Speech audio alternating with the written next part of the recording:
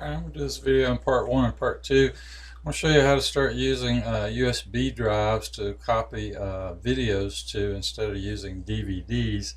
The reason is it's a lot quicker and it's a lot smaller. And if you go to my site and click on my channel, here's what it comes up as of today. And you'll notice I have this little pull down box. Well, this is an extension that's added to your browser. And here's where I got it from, savefrom.net. If you go over to savefrom.net, you'll see a download.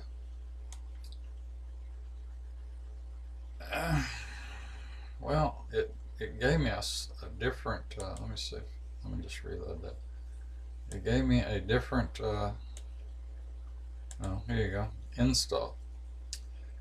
Alright, so you notice there's a download button. At any rate, go ahead and download this program. It installs in Chrome and it'll install in your other browsers. And then when you're on here's just the last one I did. We'll just stop that. You notice it puts a green button here, download, and then it gives you some different file sizes, or we should say quality. If you get a 720 high def file, that's a much bigger file than an MP4 360. The issue is you're probably going to need high def to play on a high def TV. On a lot of these files we're doing, we're looking at text. And if you got this MP4 and a 360, which is a lower definition file, it's a lot smaller file, but you might not be able to read the text quite so easily. So I would just stick with at least the 720 high def.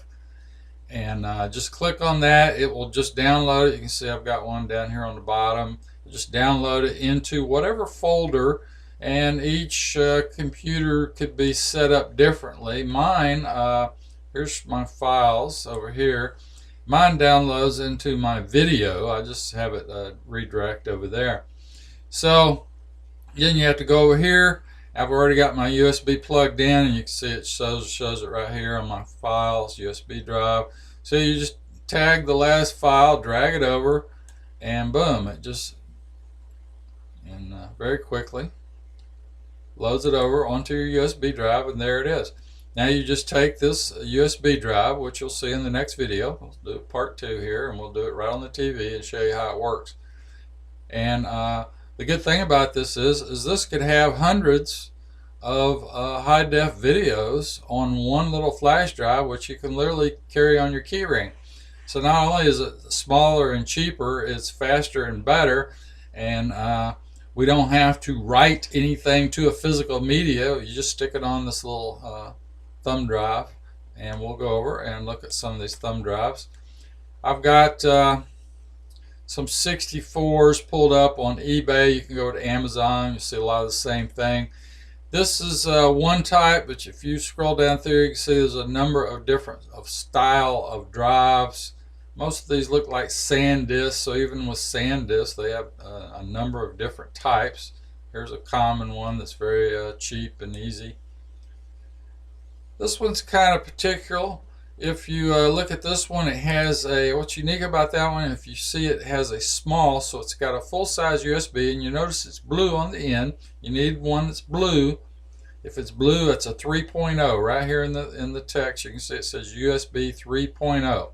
You want to get a 3.0. The 2.0 is too slow. I think it's just really too slow. One of these may say 2.0 on it, but whatever.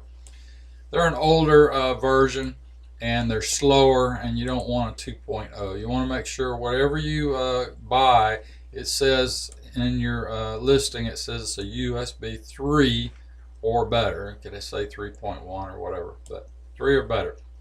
Now in this auction, you just choose whatever size you want.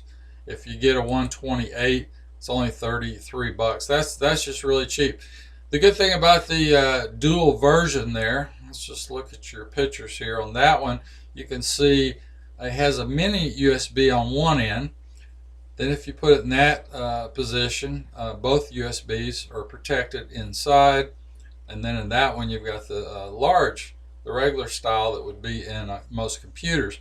The small side is used for Cameras, especially, I think that mini USB should fit in a lot of cameras where you could download video directly from a camera and take it over and either load it into your computer or maybe watch it on TV. The whole point of this is, with once you get your video, you don't need to use your computer to write something. You just load the file onto this USB thumb drive and you walk over and you stick it in your TV, and that's what we're going to show on the next video, is how the TV side of it works.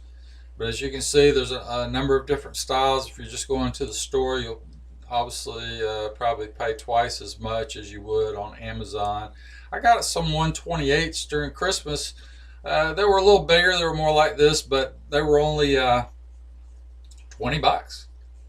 20 bucks for 128 gigabytes. You just have to realize that 128 gigabytes is equal to more than 100 DVDs. So if you're used to buying DVDs in the store, and you know how big that is, and you bought a stack of those maybe at one time, that's a lot of space and a lot of weight compared to something you could literally put on your key ring. So that's why we're getting into this. So on the next video, we'll show you how it works on your TV. But once you download a file to your computer, and you notice the good thing about USB is you can put different types of files. I've got a picture here, a JPEG, so you can put pictures, PDF files. I've got an mp3 file, so that's an audio file. So you can get music, and if you put music on your thumb drive, a lot of the newer cars, you can just plug it right into their radio, and there's all your music right there on the thumb drive. You could have hundreds and thousands of hours. Geez, on a 128, you could put literally thousands of hours of audio on a 128 gig file thumb drive for 33 bucks. Like I said, I got mine for 20 during Christmas. So just the price, the simplicity, the ease of use is just way head over heels over using DVDs. There's just no reason for anybody to ask me for a DVD these days, because if you need a DVD, you should have a TVD. The TV, excuse me, an HDTV is what I was trying to say, that has a USB connection on it. Now, if your TV is sunk into a holder or up on the wall, excuse me, you may need a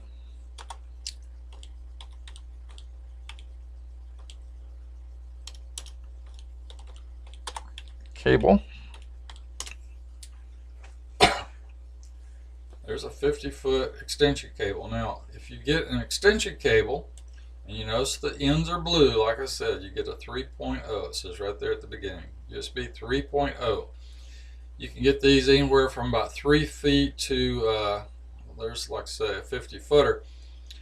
So if you've got an older TV especially, a lot of times the USB is on the back side of the TV, so you'll need an extension cord. You'll have to get up there one time, get the cable plugged into the back of your TV, and then hang the cable out or down below the TV or whatever it is so you can access it, and then you plug your USB drive directly into that cable. And then same thing, you just don't have to reach around the back of your TV anymore. I've noticed that some of the new TVs, though, they actually have the USB connection right on the front of the TV. It makes it real easy.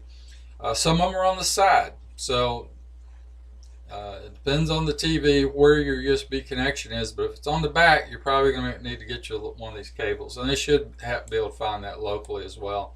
Here's a 3-footer. So 3 feet is generally most people are going to need for that. So that's what you might need, and if you get that, I'll show you on the next video how to plug that in. So thanks for watching.